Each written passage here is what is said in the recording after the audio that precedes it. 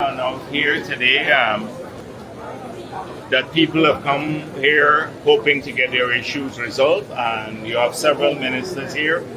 We have now separated people by issues, and they're in each room having a one-on-one interaction with the ministers, and I'll be moving around meeting people. Later I'll meet with them separately. Hopefully at the end of the day we'll be able to resolve many of the issues faced by many of our people.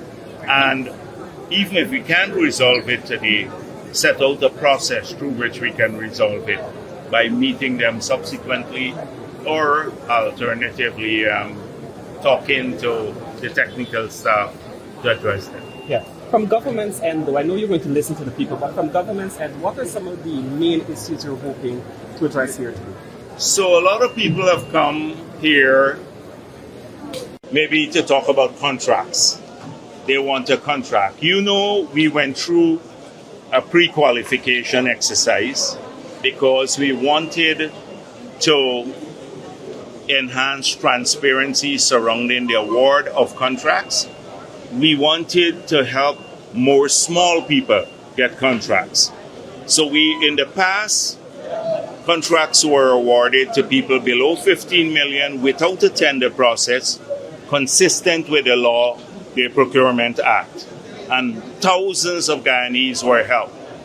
Some had complained that they did not know of the process. So the best way of getting everyone to know of the process and be part of it was to go through a pre-qualification exercise. In that pre-qualification exercise, we got nearly 12,000 small contractors who submitted documents for pre-qualification. So we've been vetting the list with a lot of difficulties. You have some people who, 4 family members, might have 4 different companies, and we prohibited that in the pre-qualification document. Some others who might have done are big contractors who are trying to get in with the small contractors. So it's been a difficult exercise to clean the list or cleanse the list.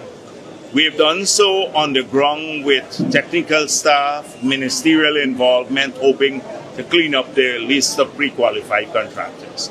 I want everyone to know, once you're pre-qualified legitimately, assuming of the 12,000, 11,000 contractors are legitimately pre-qualified, that over the course of the year, we'll try to get at least 1 contractor each.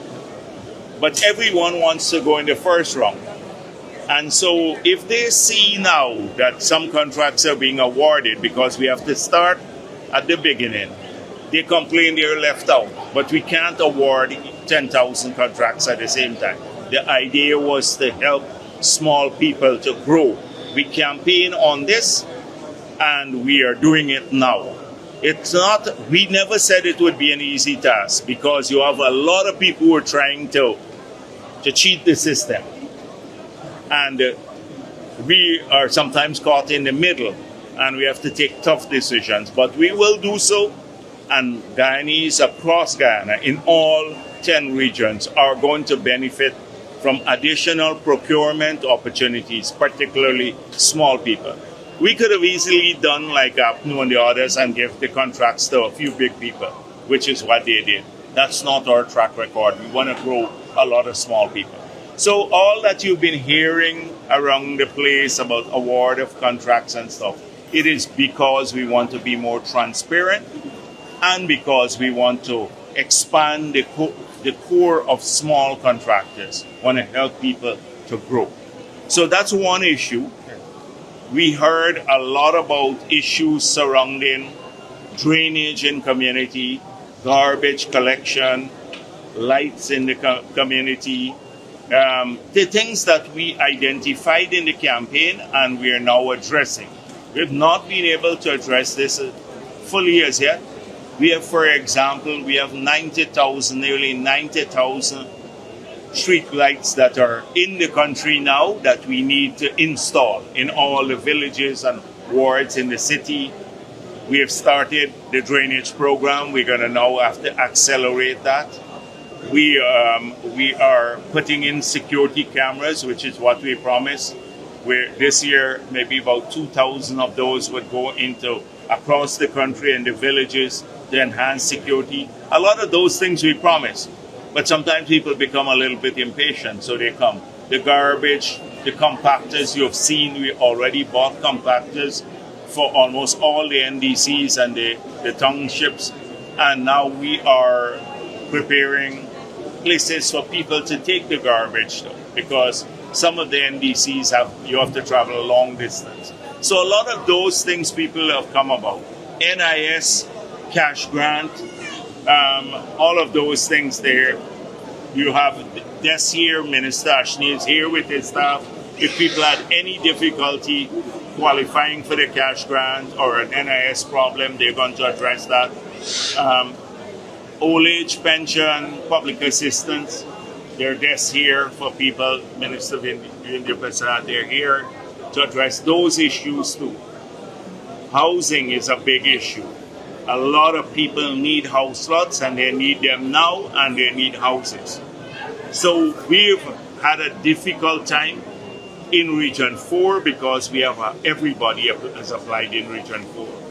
But we're aiming to clear the backlog in all 9 regions of Guyana by the end of next year. So anyone who have applied, they would get their house lot by the end of next year. In Region 4, it will take a little bit longer.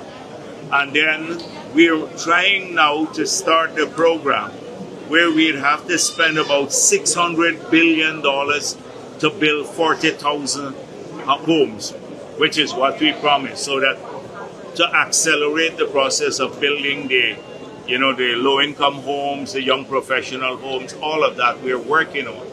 So a lot of these things are going to be addressed here today. When I speak at the press conference, I'll tell you a bit more on the macro issues that we are focusing on, like AI, fintech, the hospitals, what we're trying to do. We're struggling to complete the hospitals, find staff now. We're recruiting aggressively so that all the new hospitals we're building can get the highest level of service. We don't have enough people in Guyana, enough staff, and we're recruiting from around the world to make sure that until we can train our own people so that they can adequately staff these. There are lots of things happening in government, a lot behind the scenes, but people are more anxious to get their issues resolved. So, Dr. Jagdeo, finally on this public engagement for some time, lots of speculation. They're speculating about me. They said I'm sick, I have cancer. All of that is, they don't understand.